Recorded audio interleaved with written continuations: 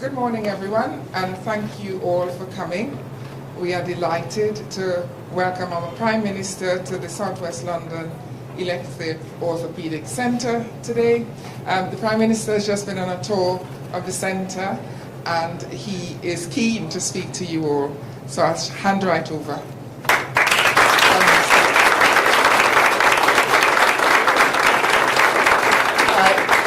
Thank you, Arlene, and thank you to all the staff here. We've had a really uplifting morning just looking at the work that you're doing. It's absolutely inspirational. It's exactly what we want. And I see some of the colleagues here behind me who I was talking to this morning. You should all be really so proud of what you're doing. We're really proud of it. So thank you very much. And a Happy New Year to you all. I hope you had a refreshing Christmas break. I do recognise and realise that for many people in the NHS, the words Christmas and break don't very often actually go very well together. So before I say anything else, can I just say to all of you, and through you to all your colleagues who work in the NHS, thank you. Thank you to your service to our country and for the countless lives that you save and change every single day. A massive thank you to you.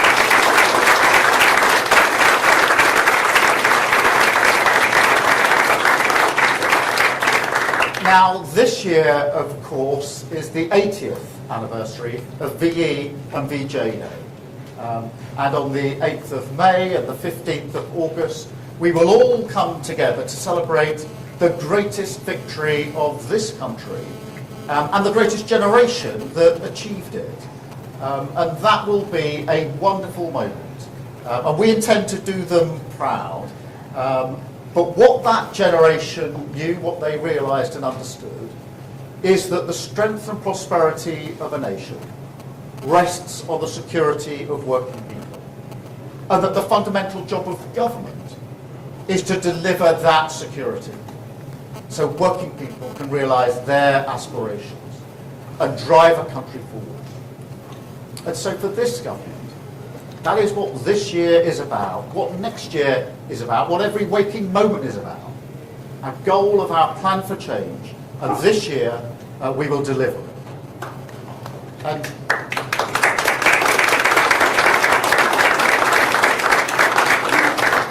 And let me tell you, there's no institution more important for the security of our country than the National Health Service, built by that generation 8 decades ago now.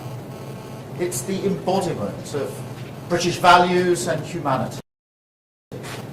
Fairness, equal respect. But look at it now, and I'm looking at the staff here, because the feeling of record dissatisfaction that we now see, millions of people waiting on waiting lists, their lives on hold, the potential, if you like, of the country blocked. So 2025 is about rebuilding Britain, and rebuilding our NHS is the cornerstone of that. And that's why I wanted to come here to make this speech this morning. We will, of course, protect the principles we all cherish and that you all work to every day. Care free at the point of use, treatment according to need. Key principles. But to catapult the service into the future, we need an NHS that is reformed from top to bottom. Millions of extra appointments, signed, sealed and delivered with the plan that we are launching here today. National renewal in action. You know, people have long said we couldn't do this. I'm sure they said that to you as well. This sort of wallowing in a fatalism about the potential of this country, the change that we can deliver for working people. Well, this plan that we're launching today is a comprehensive rebuttal of that mindset. An NHS that treats patients more quickly, that is closer to their lives, gives them the level of convenience that they take for granted in nearly every other service they use every day. Just think about it, every day. Just a few swipes of their phone. Millions of people buy food or clothes for themselves and their family. They book holidays. They even find love. And there is no reason, no good reason, why a public, free at the point of use, NHS, can't deliver that kind of convenience. In fact, it must. And we talked about some of these this morning. We need an NHS hungry for innovation as you are at this centre. That is the only way to face up to the challenges of the future. The wonder of us living longer and longer. And with that hunger, together we can save countless lives. Improve care from where it is now to beyond belief. Do not doubt that this can be done. A system like ours, with vast amounts of patient data, with scale, with the extraordinary resilience of our NHS staff, we are well placed for the AI revolution in healthcare. Trust me, that is coming. Britain is a world leader. So we can do this. But first, we must confront the reality of what is needed. Because the NHS can't become the sort of national money pit. Productivity can't bump along 11% lower than it was before the pandemic. Working people can't be expected to subsidise the current levels of care with ever-rising taxes. That is the price of ducking reform. And I won't stand for it. I believe in public service. I believe in the NHS. I'll fight for it day and night. But I'll never stand for that.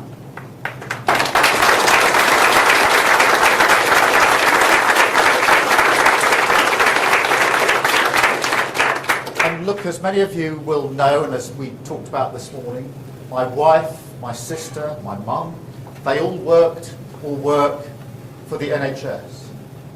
And as you know, nobody who works in the NHS does it for an easy life. You know that, and I know that. And you know, I've said many, many times before, I wouldn't be standing here in front of you today if it wasn't for the NHS.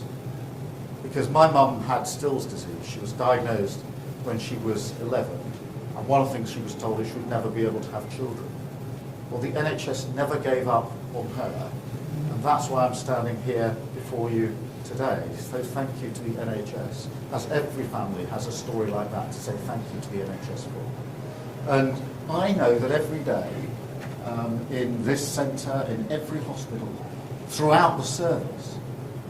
NHS staff give their all to save lives and look after the families of other people. And then just get up the next day and do it all over again, every single day. So when I think about what they've been through, what you've been through over the last 14 years, it makes me angry. I'm angry that you're working harder and harder, yet the system just isn't delivering the results that we need for patients or for staff. And that is the cut and dry argument for reform. And it's not just about money. At the budget last year, we invested over £25 billion in the National Health Service. That's a record amount, and rightly so. And we put in over £1.8 billion since July on cutting waiting times alone. And that's investment that will deliver 40,000 extra appointments every single week, picking up on some of the techniques that you are using here. Now, that is an outcome that is wanted by everybody, it's wished for by everybody, but it's only possible because of the difficult choices that we confronted. But let me be crystal clear. That money will be used not as it's been in the past, as just sort of papering over the cracks. That's the definition of the sticking plaster politics that we were elected to change. No, this is the year we roll up our sleeves and reform the NHS. A new era of convenience in care, faster treatment at your fingertips, patients in control, and NHS fit for the future.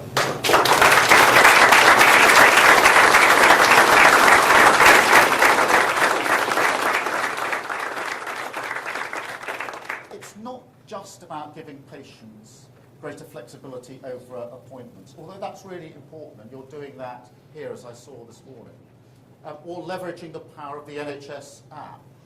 And we're going to do that. But there's a bigger principle here. It's about unlocking the huge untapped potential if we organise services around patient control.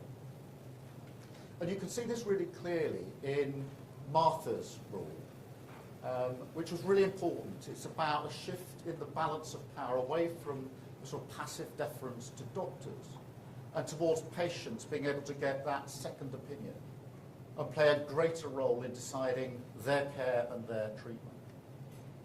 And the early results of Martha's rule are in. Lives of some of the sickest patients in our care transformed, extended and saved. And so it's a rule that's now being recognised as potentially groundbreaking in its innovation. So look, across the NHS, we will put patients in control of their care.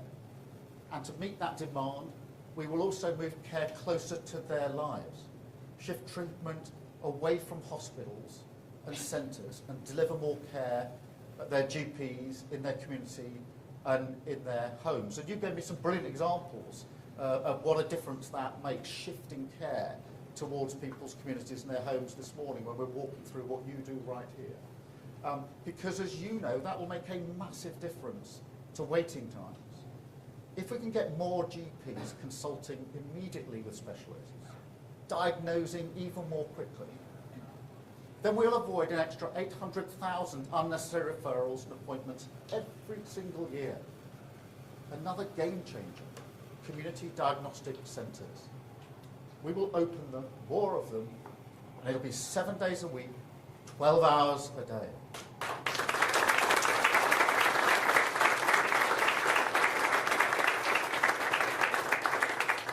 So if you need a scan or an X-ray, you get it done much more quickly and at your convenience. And that alone will deliver 440,000 extra tests and scans every year. We'll also let patients with long-term conditions monitor themselves at home, give them the technology to do that. And that will cut another 500,000 unnecessary appointments.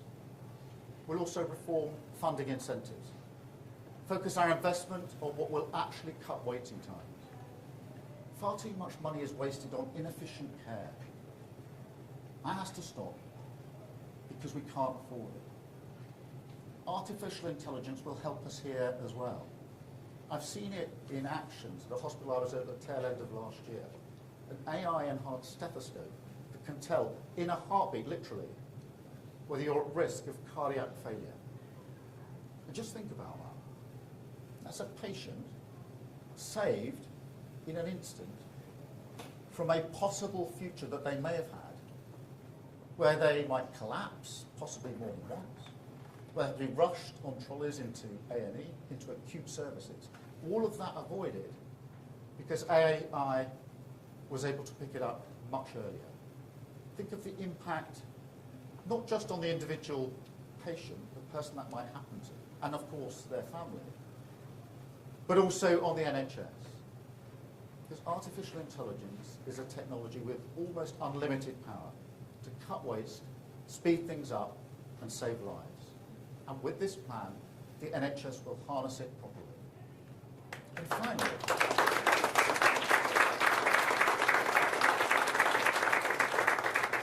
finally, to cut waiting times as dramatically as possible, our approach must be totally unburdened by dogma. Working people will expect nothing less.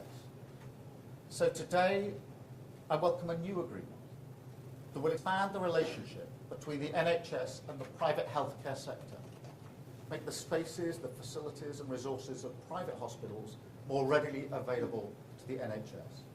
That's more beds, more operations, more care, available to the NHS, treating patients free at the point of use, targeted but where we need them most. A partnership in the national interest, cutting waiting times, working for you, delivering our plan for change.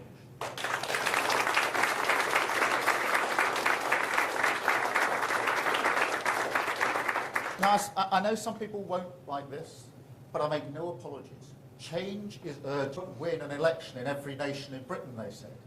And they say you won't deliver on that plan. They'll say it again this year. I've no doubt about this plan. It's that anthem of decline. But they've been wrong at every stage. And they'll be wrong again. Because this year we will show that Britain can change our country. Politics can be a force for good. And we can unite the NHS behind a plan for reform.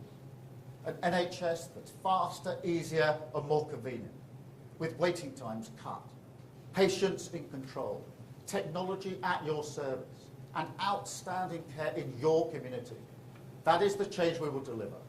Another step along the road to a country and a people strong, secure, confident that the future will be better for their children. Thank you very much.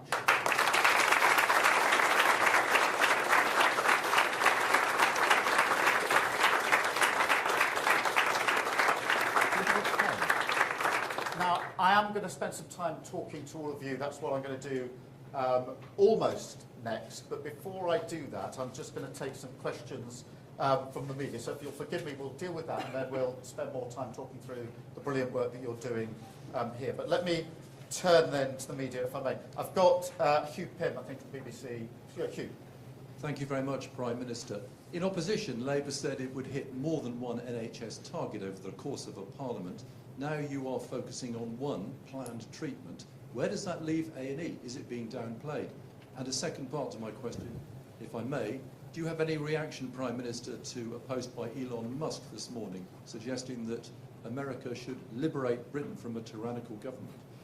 Let me deal with the health crunch, because it's really important. Look, we have got to get these waiting lists down. And we made a manifesto commitment to do so. And the important thing about the plan we've launched today is that it's the end of the 7.5 million on lists, on open pathways on the list, but it's also a plan that's been agreed by the NHS. So this is not talking about what we will do or what we can do. It's been talked through, agreed and signed off by the NHS. So this is an action plan for that. What I don't accept, that because we're doing that, then we can't do the other things we need to do on other standards.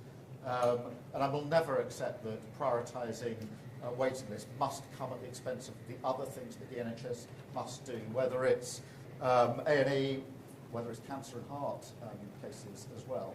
So, you know, we can walk and chew gum here, and we're going to do that. The fact that we've got a plan in action today does not mean we're not going to do the other things. We will, of course, be publishing our 10-year plan for the NHS in due course, but thank you very much in relation to that. I don't really have any comments on the particular comment that was made this morning by Musk. Thank you. Can I come to you, Beth, please? Thank you, Prime Minister. You just spoke, it's Beth Rigby, Sky News. You just spoke about private care going into the NHS. Some people watching might be worried about backdoor privatisation of the NHS. You talked about it being a partnership. Is this then a project that you will continue until you have cleared the backlog, or is this perhaps a permanent innovation? And on Elon Musk, I do need to ask you this. He called your safeguarding minister, Jess Phillips, an evil witch, a rape genocide apologist who should be put in jail. Does that sort of abuse of a minister make you feel angry, and what is your response to that? Thank you. Thank you, Beth. Let me address both of those. Firstly, look, an element of private sector support for the NHS has been there for a very, very long time. This is not new. And clearly we need to make best use of it. The agreement that we've signed today is to make sure we can do it better, so that it's not just the sort of cherry picking of cases, it's a more comprehensive use which will allow us to get the waiting lists down. Of course the priority today is waiting lists, but I'm not ideological about this. Where there's capacity that can be used that will help us deliver in the NHS, then we will continue with that partnership. On the question of Elon Musk, look, I think most people are more interested in what's going to happen to the NHS, frankly, than what's happening on Twitter. But you asked me a really important question that's been in the news for the last few days. I am going to, with permission, just answer it quite fully, because it is a really important set of issues. And let me start with this. Child sexual exploitation is utterly sickening, utterly sickening. And for many, many years, too many victims have been completely let down by perverse ideas about community relations, or by the idea that institutions must be protected above all else. And they've not been listened to, and they've not been heard. And when I was chief prosecutor for 5 years, I tackled that head on, because I could see what was happening. And that's why I reopened cases that had been closed and supposedly finished. I brought the first major prosecution of an Asian grooming gang. In the particular case, it was in Rochdale, but it was the first of its kind. There were many that then followed that format. I changed the whole prosecution approach because I wanted to challenge, and did challenge, the myths and stereotypes that were stopping those victims being heard. So we changed the entire approach, not without criticism at the time, I might add. And when I left office, we had the highest number of child sexual abuse cases being prosecuted on record. Now, that record is not secret. As a public servant, it's there for all of you or everybody to see. I also called for mandatory reporting of child sexual abuse. I called for that a decade ago. The Tories did nothing about that for those 10 long years, including when the J report came out nearly 3 years ago now. Central plank, mandatory reporting, still hasn't been done. We're going to do it. But let's just to bring it in closer, and I will answer your Jess Phillips in particular, because those that are spreading lies and misinformation as far and as wide as possible, they're not interested in victims. They're interested in themselves. Those who are cheerleading Tommy Robinson are interested in justice. They're supporting a man who went to prison for nearly collapsing a grooming case, a gang grooming case. These are people who are trying to get some kind of vicarious thrill from street violence that people like Tommy Robinson promote. And those attacking Jess Phillips, who I'm proud to call a colleague and a friend, not protecting victims. Jess Phillips has done 1,000 times more than they've even dreamt about when it comes to protecting victims of sexual abuse throughout her entire career. And so just as I took on the criminal justice system and the institutions when I was chief prosecutor, I'm prepared to call out this for what it is. We've seen this playbook many times, whipping up of intimidation and threats of violence, hoping that the media will amplify it. Now, Jess Phillips does not need me or anybody else to speak on her behalf. But when the poison of the far right leads to serious threats to Jess Phillips and others, then in my book, a line has been crossed. I enjoy the cut and thrust of politics, the robust debate that we must have, but that's got to be based on facts and truth, not on lies, not on those who are so desperate for attention that they're prepared to debase themselves and their country. So this government will get on with the job of protecting victims, including child sexual abuse, mandatory reporting, accelerating the processes. But what I won't tolerate is this discussion and debate based on lies without calling it out. What I won't tolerate is politicians jumping on the bandwagon simply to get attention, when those politicians sat in government for 14 long years, tweeting, talking, but not doing anything about it. Now so desperate for attention that they're amplifying what the far right is saying. So that's what I say about Jess Phillips. Thank you. Robert, I've got next, from ITV. Prime Minister, I've been speaking to NHS leaders over the weekend, and they are worried they don't have the capacity, the people, to deliver on your ambitious targets to reduce waiting lists.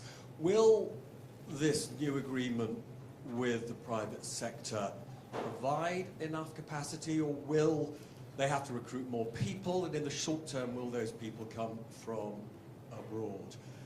And forgive me for going back on Musk's attacks. You've described what he has been alleging as lies against Jess Phillips. This morning, he said you should be in prison. You're a lawyer. That sounds libelous. Will you take legal action against him? On the question of staffing and resources, of course, there's always a challenge on staffing and resources, and that's why it's important we've got the workplace plan coming on board for more resources and more staff while we put resource in at the budget. But let me be clear, the agreement with the private sector we signed this morning is not in some kind of substitution or an alternative to the mainstream work with the NHS, of course. But through reform and efficiencies, we can make a material difference. It is worth, if you have time, I mean this in the proper sense, to talk to some of the staff here, because they've talked me through this morning some of the innovations that they've gone through. They're cutting time the whole time. They're getting through many, many appointments here. The way they're processing the cases, this has all come from them. We asked them how these innovations come about, and they said it's our thinking about how we can improve the process. They're constantly doing that. So I don't sort of accept the basic argument that's put to me that you can only work at the pace we're working now, you'll never get more out of the staff and resources. We've got actually the staff here and in many, many other places across the country are very willing to look at ways of improving and changing the way they do things. And of course technology comes on top of that. Look, in relation to, I mean, I've said quite a lot about the various lies and misinformation that are put out there. My record is, it's open. I mean, there was nothing secret about being Director of Public Prosecutions. Every single case I prosecuted went to court, was looked at by a judge.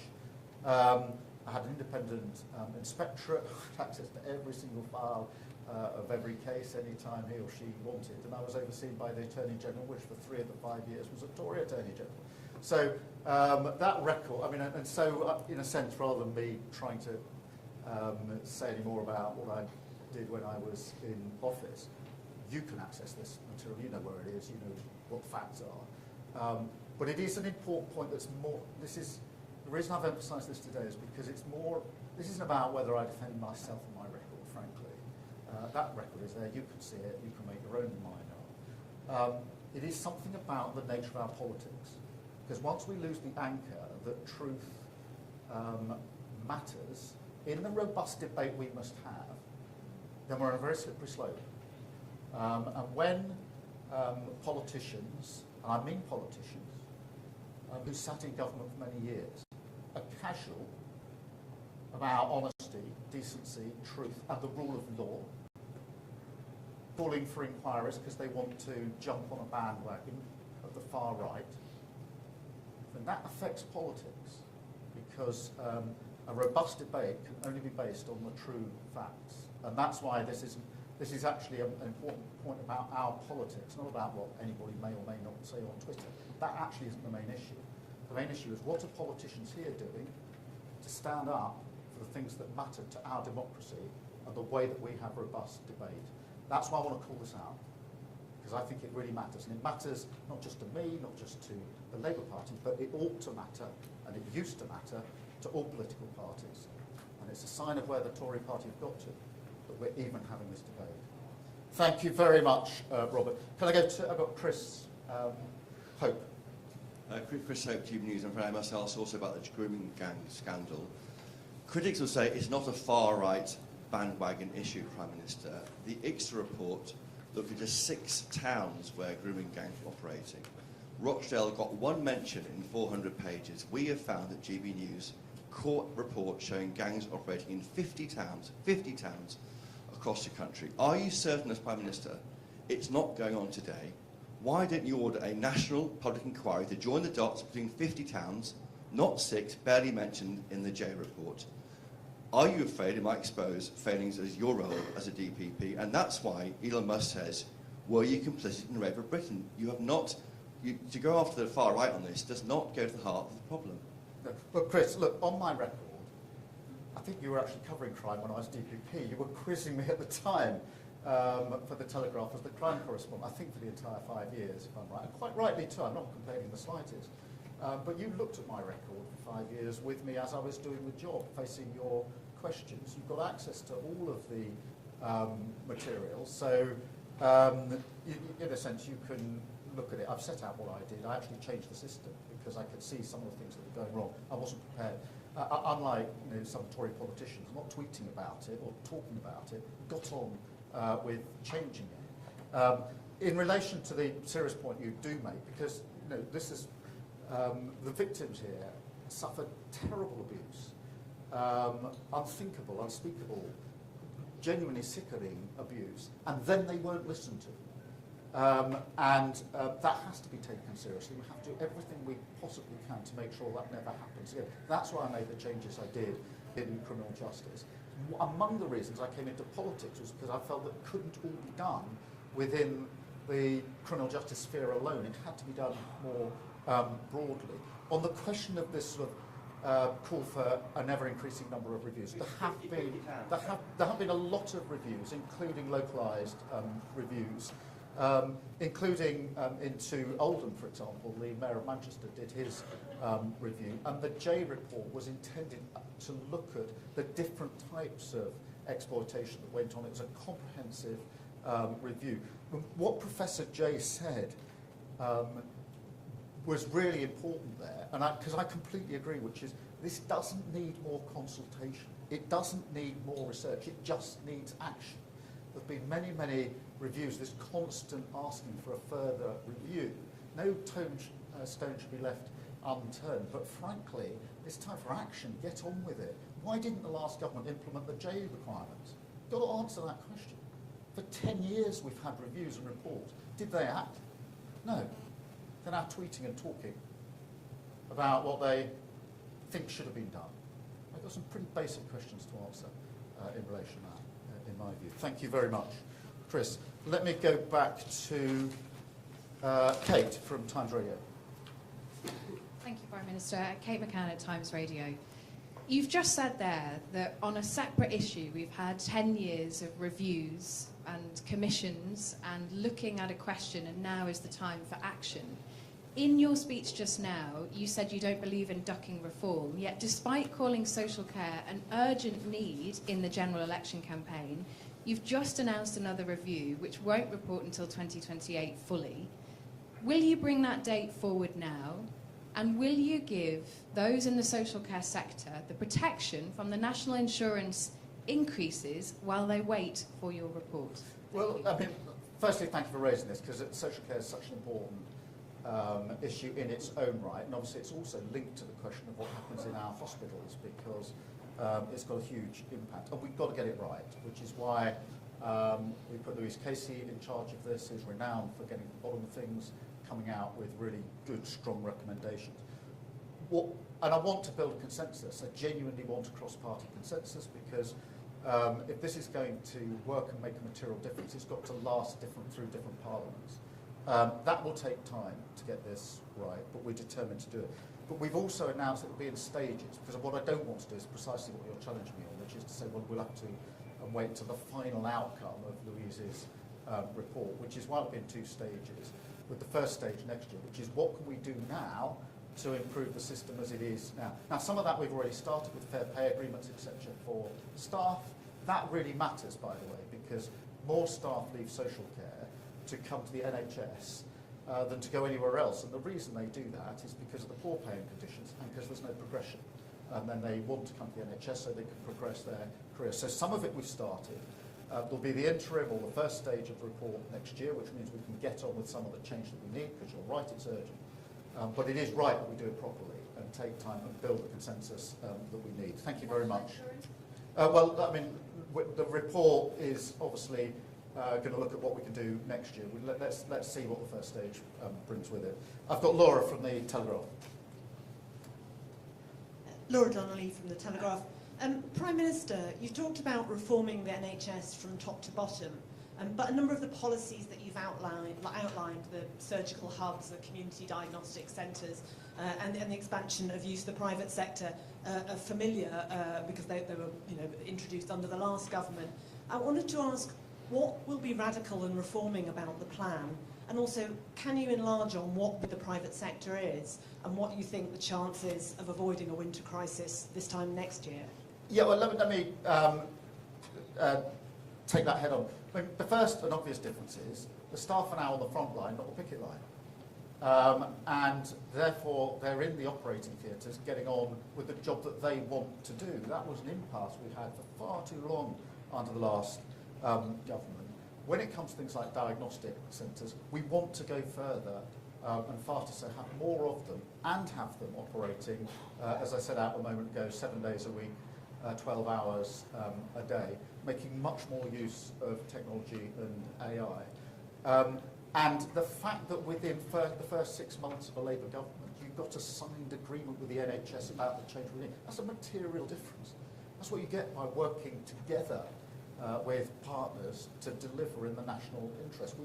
I'm not here saying to the NHS, you must do this, please respond. I'm here saying, look, we've worked on this for 6 months, now it's signed, it's agreed, it's signed off, we're going to do this. So that is a material change in the whole way that we've gone about reform, etc.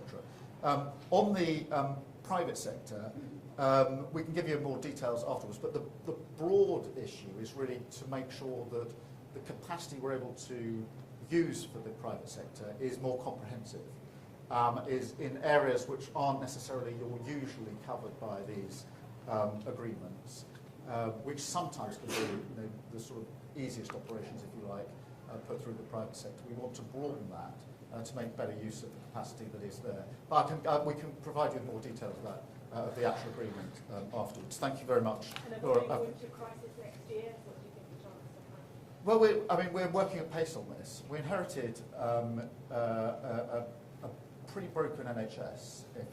I think if any of us, or if you across the country ask people, they would say we love the NHS, they've got brilliant staff, and they're absolutely right about that. But people know that it was broken by the last government, so we're working at pace to mend that. There will be pressures this year, of course there will. But the point of the 10-year plan, the point of reform, The point of taking some of the pressure off through waiting lists is to make sure we can manage that crisis through this winter and alleviate as we go forward. But you know, we inherited, as with so many other areas, we inherited a real mess from the last government. Thank you. I've got Max from the Times. Thank you, Prime Minister. You say the sort of language Elon Musk uses matters to democracy here and has a serious negative impact on it. Musk is in a couple of weeks' time going to be a senior member of the US administration led by Donald Trump. So are you taking this as direct attack from his administration, and will you ask Trump to tone it down? I'm actually making a more general point. I'm not going to individualise this to Elon Musk or anybody else. I'm making more, because actually I'm very concerned about where the Tory party is going on this, in this country. Because they are not... I think only a few months ago, it would have been unthinkable for things to be said about Jess Phillips that was said recently, without all political parties and the leader of the opposition calling it out in terms. I genuinely believe that. I don't think it was that long ago that you would have all expected that reaction. You'd have all been challenging the leader of the opposition. Will you denounce this? This isn't fair. Because it's put a member of Parliament, my member of Parliament, at risk. That's not good. That's why I say a line's been crossed. So this isn't about America or Musk. I'm talking about our politics. I'm talking about responsibility that our politicians have in calling this out for what it is and distancing themselves and condemning it. Because if you're not prepared to stand up as a Tory MP and denounce what's been said about Jess Phillips, who's now had threats made to her, then you need to seriously consider why you're in politics in the first place, in my view. I've got Jack from the Sun, stone unturned. But I think we know what the basic failings were. The reason I brought the first mass prosecution for an Asian grooming gang is precisely because I could see that these warped ideas about community relations were possibly having an impact. Because I could precisely see that the myths and stereotypes about the victims were preventing some of the most vulnerable in our society from the protection they needed. And that's why we took that. That action was taken over a decade ago. Yes, of course, you're right to challenge and say, well, couldn't there be something else? But the basic problem here is pretty well known. It was pretty obvious. That's why I did what I did in the Crown Prosecution Service, because I could see what the problem was. And so there's always this sort of suggestion, let's have another review. I think Professor Jay, I mean, she did look at this for a very long time. You could sense a slight impatience on her behalf, which is say, look, just get on with the things that have already... There were, what is it, 20-something recommendations in the Jay report. None of them have been fully implemented yet. None of them were fully implemented by the last government. So for the leader of the opposition now to call for a further inquiry, but she didn't even implement the 20 recommendations of the Jay report, which is about as comprehensive as you could get, then I think that shows perhaps where just the, you know, trying to get noticed is becoming more important than the issue itself. So I don't duck your challenge, but I do genuinely say, for those that are really concerned of protecting these victims, and I really am, it's time to get on with it. And implement all the recommendations so far, and you'll make a material difference to the lives of very, very many victims. And that's why I think Professor Jay said, you know, let's just get on with what we've got. And I think there's an element of truth in that. I'm not closing my mind. If you or others put specific allegations or issues to us, then we will faithfully deal with them, absolutely rightly. And I'm absolutely not prepared to have this, you know, pushed under the carpet. But I'm slightly impatient with people who just say, do another review, when they haven't got on with implementing the very many reviews. There's 7 pretty big reviews, there's been lots of localised reviews, no end of reviews. It's time for people to take the action. That's why I did what I did as DPP. That's why I'm going to do what I need to do as Prime Minister. Thank you, Joe. I've got Claire from the Daily Mail. Thank you, Sir Keir. You vowed to restore trust and integrity to politics. So do you think it's time that your anti-corruption Minister comes clean about her use of homes linked to her aunt's regime? And do you have full confidence in her? Troop Sadiq has acted entirely properly by referring herself to the independent advisor, as she's now done. And that's why we brought in being the new code. It's to allow ministers to ask the advisor to establish the facts. And yes, I've got confidence in her, and that's the process that will now be happening. Thank you very much. I've got Sophie from the Mirror. Hi, Sophie Huskisson from the Daily Mirror. So you said about NHS staff being on the front line, not the picket line, but some unions have indicated that they could go on strike again this year after your government recommended a 2.8% pay rise for health workers. Are you worried this could put your plans and targets at risk? And a second quick one, if I may. We've heard horror story after horror story of cosmetic surgeries going wrong, not only abroad, but also here at home. Are you concerned about this, and will you commit to looking at the Mirror's campaign demands to take action here in the UK? Look, on the question of pay, the first thing I would gently point out, particularly to the staff here, is we honoured the pay agreement last year, and quite rightly so, and I'm proud that we did that. So where we stand on proper pay for frontline NHS staff is clear from our record. Obviously, we'll have to go through the process for pay review. It's the usual process, but we will work with the unions, we'll work with the staff. The only reason we're able to hold up the agreement we got today is because we worked with the NHS on this, on what we can achieve together, and it's that approach that we'll take. On the cosmetic, I think you're running a campaign on this, and it is a really important issue, and I know Wes Streeting, the Health Secretary, is looking at this because clearly we need to look at what more can be done in some of those cases. So thank you for highlighting that. Thank you all very much. And now I'll do as I promised and get to speak to all the rest of you. Thank you very much. Thank you.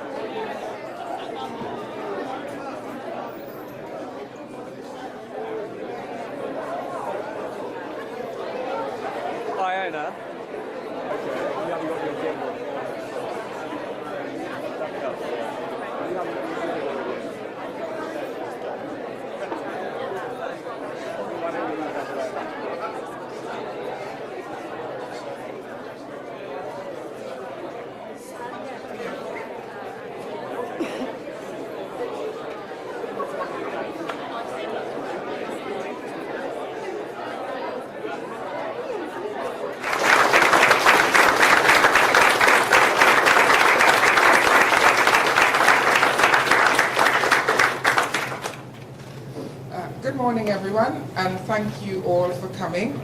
We are delighted to welcome our Prime Minister to the South West London Elective Orthopaedic Centre today. The Prime Minister has just been on a tour of the centre, and he is keen to speak to you all. So I'll hand right over.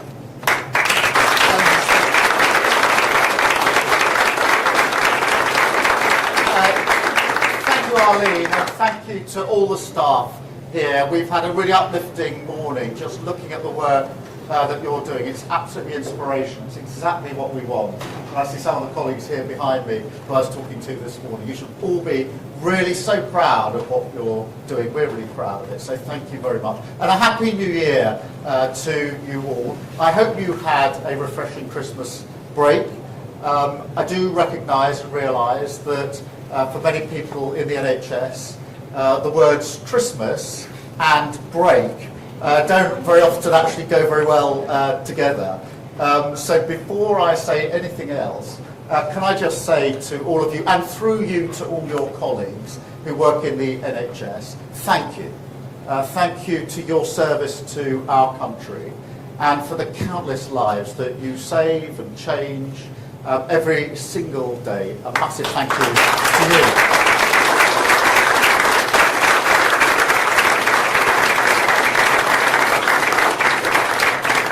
Now, this year, of course, is the 80th anniversary of VE and VJ Day.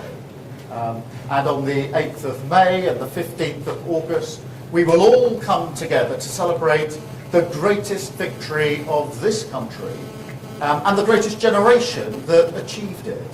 And that will be a wonderful moment. And we intend to do them proud. But what that generation knew, what they realised and understood, is that the strength and prosperity of a nation rests on the security of working people, and that the fundamental job of government is to deliver that security so working people can realise their aspirations and drive a country forward. And so for this government, that is what this year is about, what next year is about, what every waking moment is about. Our goal of our plan for change, and this year we will deliver it.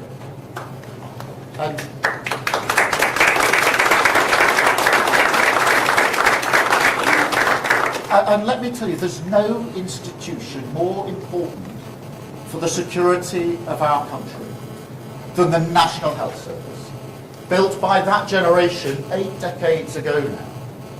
It's the embodiment of British values and humanity, fairness, equal respect. But look at it now, and I'm looking at the staff here, because the feeling of record dissatisfaction that we now see, millions of people waiting on waiting lists, their lives on hold, the potential, if you like, of the country blocked. So 2025 is about rebuilding Britain, and rebuilding our NHS is the cornerstone of that. And that's why I wanted to come here to make this speech this morning. We will, of course, protect the principles we all cherish and that you all work to every day. Care free at the point of use, treatment according to need. Key principles. But to catapult the service into the future, we need an NHS that is reformed from top to bottom. Millions of extra appointments, signed, sealed and delivered with the plan that we are launching here today. National renewal in action. You know, people have long said we couldn't do this. I'm sure they said that to you as well. This sort of wallowing in a fatalism about the potential of this country, the change that we can deliver for working people. Well, this plan that we're launching today is a comprehensive rebuttal of that mindset. An NHS that treats patients more quickly, that is closer to their lives, gives them the level of convenience that they take for granted in nearly every other service they use every day. Just think about it, every day. Just a few swipes of their phone. Millions of people buy food or clothes for themselves and